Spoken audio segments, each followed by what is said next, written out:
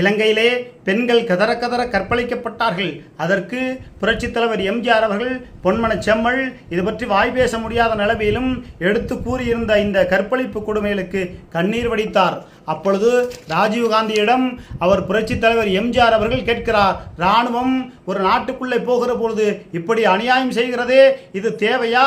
ஒரு இராணுவம் போய் அந்த நாட்டு மக்களை நம் தொப்புள் கொடி உறவுகளை பெண்களை கற்பழிக்கிறதே என்று ராஜீவ்காந்தியிடம் புரட்சித் தலைவர் எம்ஜிஆர் கேட்கிறார். அதற்கு ராஜீவ்காந்தி சொல்லுகிறார், ஒரு இராணுவம் ஒரு நாட்டுக்குள்ளே போகிற போது சாதாரண விஷயம், அது அப்படித்தான் நடக்கும். இந்த விஷயம் உங்களுக்கு தெரியாதா?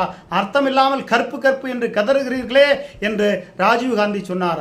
அப்படி பேசிய அந்த ஆணவம்தான் அவர் கோர சம்பவத்தால் படுகொலை செய்யப்படுகிறார். ஆனால் அந்த படுகொலைக்கும் விடுதலை புலி அமைப்புக்கும் எந்த விதமான சம்பந்தமும் கிடையாது. விடுதலை புலி அமைப்புகள் உலகத்தில் உயர்ந்த இயக்கம்.